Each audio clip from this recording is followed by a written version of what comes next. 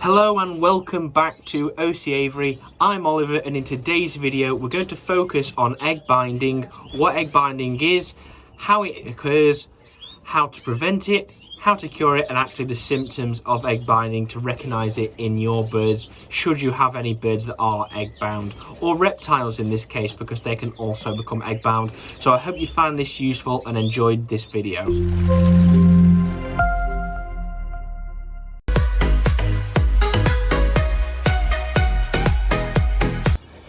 So egg binding is an issue that can occur in any egg-laying organism. So that in particular is mainly birds, but also can be reptiles or other things like that. And there are several different factors which can actually cause it. Calcium deficiency, issues with the reproductive tract, temperature, and then actually the size or the shape of the egg, all of which we're going to look at now.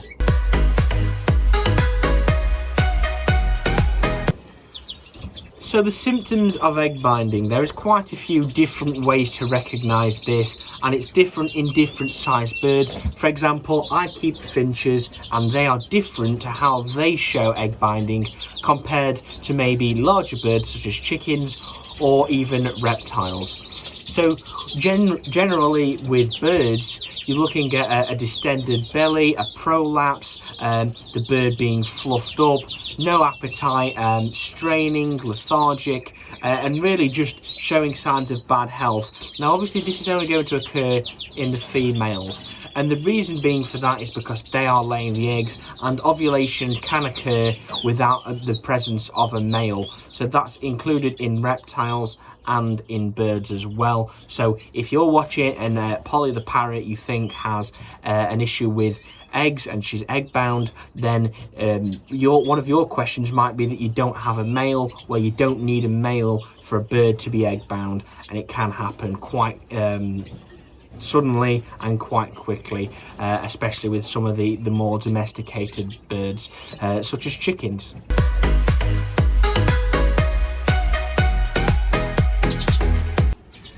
So there are several different ways that egg binding can occur, but it's important that I first give you a quick idea of how an egg is actually passed healthily and normally, to then understand where the issues arise which can cause egg binding.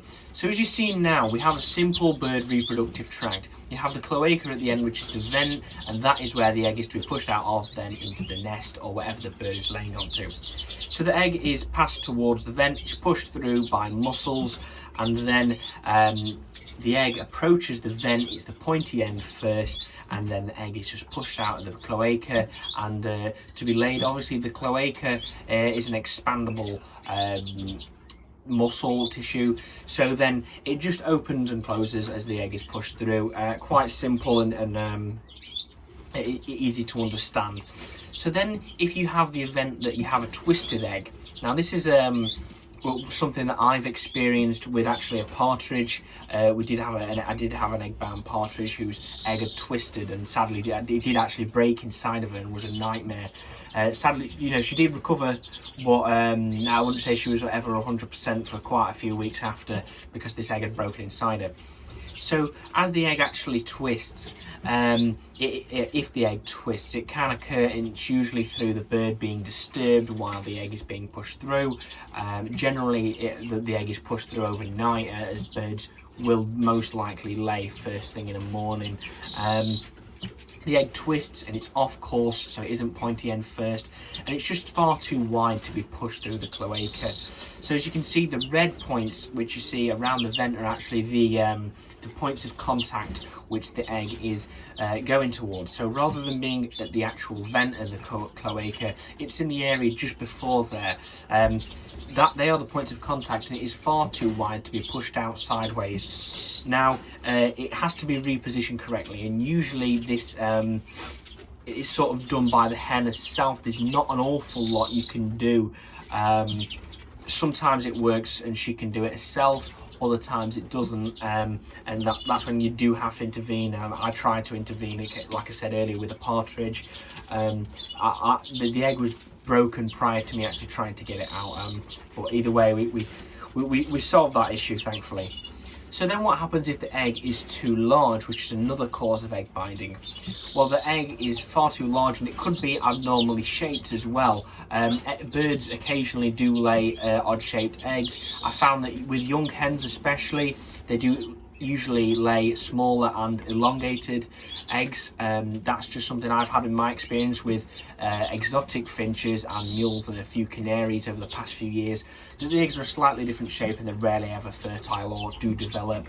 But if especially with birds with perhaps too much calcium, or if there has been some issue, the egg can be too large and actually not be able to fit through the vent. The black lines on this image do show where the width of the vent is in comparison to the width of the egg. So obviously the vent, or the cloaca, cannot expand enough to actually have the egg pushed out, which is where the issue occurs, and the hen cannot lay that egg very easily. So the vent cannot stretch wide enough, the egg is unable to pass. So that is another issue. I've definitely had that happen in the past, and again, that is something you can find with young hens especially, is when they're laying their first eggs, the vent has never expanded to that size before. So this could be a normal sized egg as well, and you will end up with a hen whose egg bind if she is unable to push it out, which sadly does happen occur, and you can lose young hens just through that. Now, what about reproductive tract issues? Well, this is more with the bird hygiene. So the image I'm actually going to show you now, the egg is being pushed through the reproductive tract and it comes to the area just before the cloaca, the vent, and if there's an infection, for example, or maybe deformities which do happen occasionally in the reproductive tract, then the egg is unable to pass through due to the inflammation, and the width of the vent is actually decreased and is smaller than it should be ideally. So as you've seen in the bottom right hand corner of this image, it's zoomed in so you can see that the vent has been sort of shorter, smaller, and not as wide, so the egg cannot be pushed through. This is more to do with bird hygiene, so you do want to make sure that your birds are clean, and you don't want to have any issues that can obviously cause this these reproductive tract issues, infection or whatever. And I would recommend that if you do think there is an issue like that, then keep your bird off of high levels of protein and any conditioning supplements, because you don't want that bird to be laying eggs, because this definitely could prove fatal should the egg not be able to pass. So another way that egg binding can occur is actually through a calcium deficiency. Now, I'd like to thank Dave Henderson for putting me onto this in our Natives in Norwich Zoom room call a few weeks ago. So thank you for that, Dave. So just to give you a quick understanding of how a contraction occurs and how that's related to the amount of calcium. So calcium ions, they're just a positively charged calcium atom. Essentially, it's just had an electron removed, but you don't need to worry about that. It causes the release of a hormone. It's called acetylcholine, which binds to receptors on the muscle cell, and this causes it to depolarize. The ions are in a low concentration in the muscle, so they actually diffuse into it. So they diffuse into the muscle.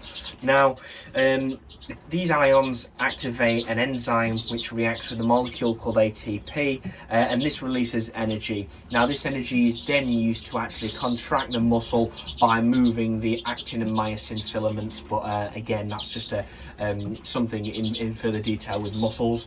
And so, without enough calcium, it couldn't occur, the contractions would not occur, because the concentrations in and outside of the muscle would be too low, so you wouldn't get the movement of the calcium ions into it. And therefore the actual powerful contractions would not occur. So by having a deficiency in calcium, you cannot have the muscles contract, and that is what hens suffer with. And it would make an awful lot of sense, considering that the hens are actually using the calcium to build the structure of the egg, and perhaps not leaving enough to actually do the contraction they need. to push the egg out of their cloaca. So that's just something to bear in mind, is that you want to make sure that the birds are getting enough calcium for that. Otherwise, a calcium deficiency will cause issues with the contraction, and if they do already have a calcium deficiency, the calcium will be pulled from the bones of the bird, and you'll find birds will have weak legs and not be able to fly, because especially because it's being an egg-laying hen, the calcium is going to be pulled out of the muscles and bones and put into the creation of the egg shell. So do make sure that you are supplementing calcium, because contractions cannot occur through that, and then the bird would be egg bound. And then finally, environmental factors can also cause egg binding, such as temperature. So when the temperature is too cold, and you'll find this with birds that aren't adapted for the colder temperatures, is that the blood vessels in the bird actually constrict. It's called vasoconstriction. And then the blood flow is then limited to actually what's going around the bird, just supplying most of the blood to the heart to keep the heart going, and that is one of the reasons why when you get cold you actually shiver, and stuff like that. But the calcium ions are actually then transported around the bird through the blood, and then with the decrease in temperature, you're getting less blood flow to the muscles, which means less calcium ions to the muscles, which means a lower strength or no contraction. And that is why there's an issue, and that is how your birds can be egg bound. If the temperature is too low, the bird's blood vessels are moving in, they're constricting, they're getting smaller, so to conserve heat in the inner body of the bird and around the heart, obviously keep the bird alive. So that's just something that, again, to mention, is that make sure that when you are breeding your birds, or whatever you are breeding, it is warm enough for what they like. Obviously, different birds, it's going to be different. You would see that, for example, you take maybe an exotic bird. Let's say we'll take a parrot, for example. Now, parrots are used to warmer temperatures, so if you then had a parrot laying an egg in maybe 0 degrees, sub-zero temperatures, really close and really cold temperatures towards zero, then the bird would not be able to get enough blood flow, therefore contractions could not occur. So that's just something to take into account. And then maybe we put that against a penguin. Well, a penguin is adapted for the cold, so really a penguin isn't going to have a problem there, because the vasoconstriction of the blood vessels isn't going to occur until it gets very cold, much colder than it usually would be when a penguin would be laying eggs. So it's just something to bear in mind, is make sure that your bird rooms, or whatever you're breeding, and the environment around it isn't too cold. Doesn't mean heaters, but that just really means don't try to breed the birds in winter, maybe without some excess heat.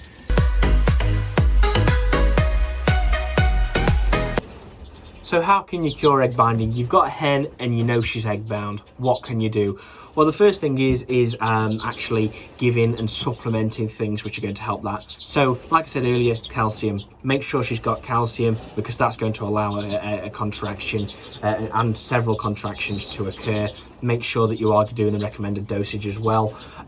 You can have fluids, so you want to make sure that hen is drinking, because she needs to be in good health and whatever. And sometimes they do go off the food and the water, especially when they are egg bound. So do make sure they are drinking. Something that's been brought to me about larger birds is pain medication. Now, I wouldn't recommend this unless you have consulted a vet first. This is something I'm interested in doing. I'm hoping to study veterinary science from September or so. Anyway, so hopefully I should be able to give you guys a lot more information on that in maybe a year or so's time. But at least for the moment, pain medication, it's an option, but consult a vet prior. Because you don't want to be overdosing, and you just want to make sure that it's going to work, because you don't want to be filling a bird full of drugs that might not work. Another thing then is actually lubrication itself. Now, I've heard this from a few people, both canary and actually a pigeon fancier is actually just lubrication. it's been suggested to me olive oil works, so and that really would be more for the larger eggs. Maybe the hen hasn't got an issue with contractions, but rather just the size of the egg. It's not going to come out, and you don't want to break the egg. So actually, olive oil or some form of lubrication on the vent, again, just make sure it's all right, and it's going to be fine for that bird.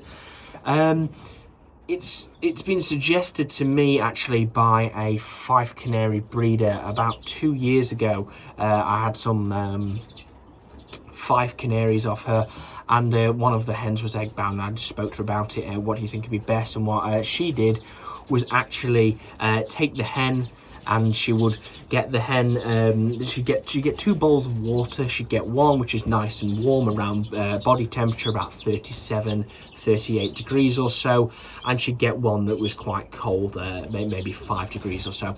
And she'd get the hen, she'd hold her, she'd get the tail up and dip her into the warm water first, let the vent warm up, and actually the muscles, the blood vessels around that dilate, so that's vasodilation, and then that will obviously allow more calcium to them, so she might get the contraction there, and just warm them up, and the egg will hopefully come out. But then what she would do is actually then dip the bird into that cold, and what the cold would do is then cause the sudden constriction of those blood vessels, and actually the constriction of the muscles, and to hold it in, and then hopefully that should cause a forced contraction to actually push the egg out. So that was another bit of something that was suggested to me. I think it's an interesting idea. I haven't tried it myself on the simple basis that I don't want to shock the hen with too lower temperatures and sudden change in temperatures, but it's something to look into, something I've heard from a Fife breeder at least. But do whatever you're confident in, and just something to remember by that. And then finally, there was the idea of actually manually removing that egg. So I would only recommend this if you can get a hold of a vet to do this. It depends on the sort of bird as well. So if you're holding a canary, for example, it's not going to be as easy to maneuver that egg and remove the egg as it would be for perhaps a chicken, or maybe an ostrich, or something really large like that. And that's just if the egg is twisted, so the egg has moved the wrong way, it's just far too wide, and it's the wrong sort of way it's held inside the hen. I don't know how to say it, direction maybe, and that the egg can't be pushed out. So that's just something to take in mind, as well as actually manually removing that egg. But again, I want to do this if you are confident.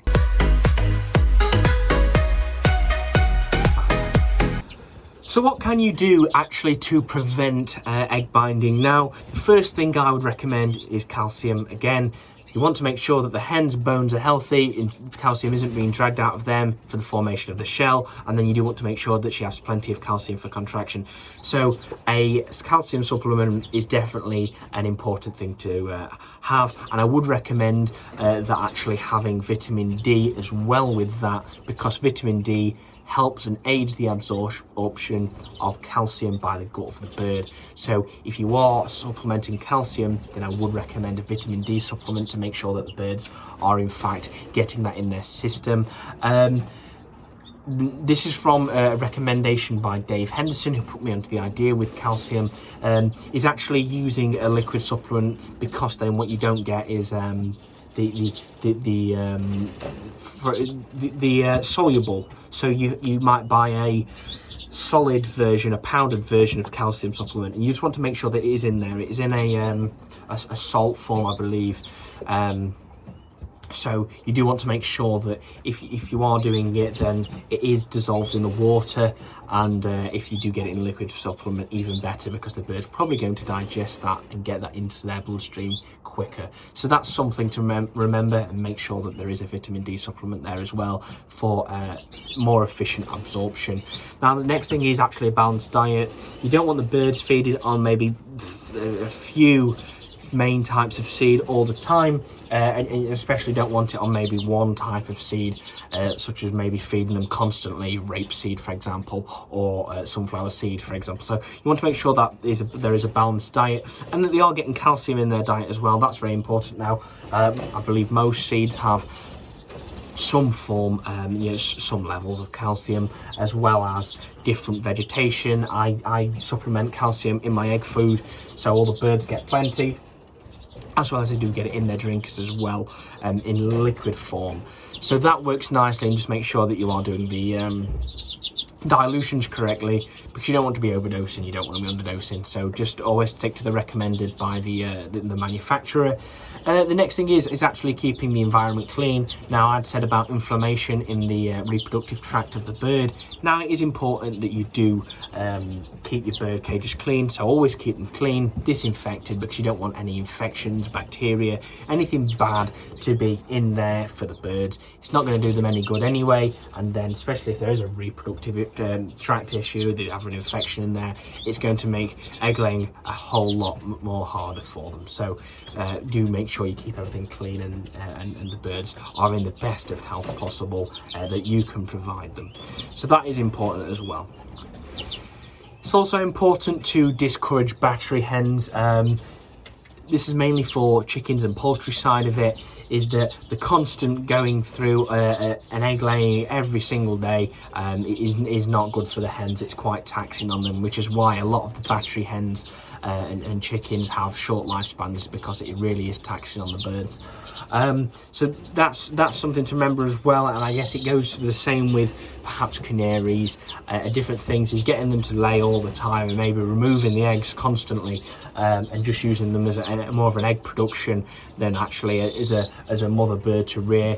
It's something else as well, so it is quite taxing on them. So just remember that and take that into account. There's nothing wrong with removing rounds, and especially with birds like this, you could probably get away with it, because you are only going to be breeding them for a few months in which they'll be laying eggs, and maybe they'll lay a clutch every 2 weeks for 3 months, something like that. So that's better, because we do have all the off seasons with these guys where maybe they'll stop laying in September, October, and they don't come back until March, and that's time for them to rejuvenate. But again, just something to remember. And then finally is breeding the birds in the correct temperatures, or ideal temperatures, so that they don't hit the fluctuation in temperature, and especially the colder temperatures that can cause the contractions to not occur, not be as strong, and actually cause the egg binding itself.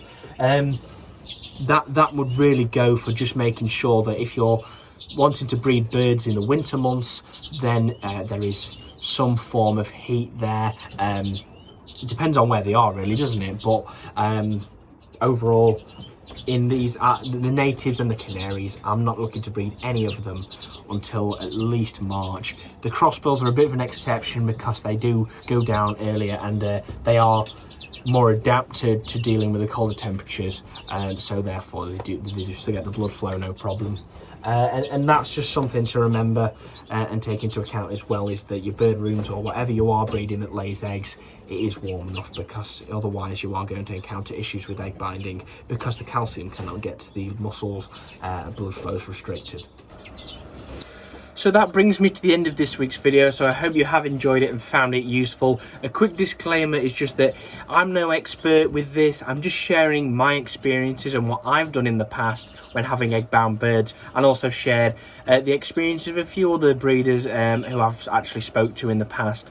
It shows actually about what they do when their birds are egg bound. So just something to take into account, and obviously do what you feel comfortable with doing, and if you really are unsure, then do consult a trained professional.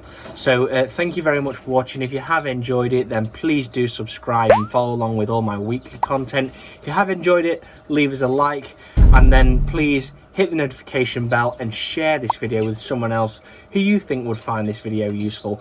We'll also be back to the weekly update next week and all the normal show. We've got some interesting developments going on down here and outside, and then it will be very soon that we actually pair up the rest of the canaries and all of the native finches. So thank you very much for watching, and I'll see you in the next one.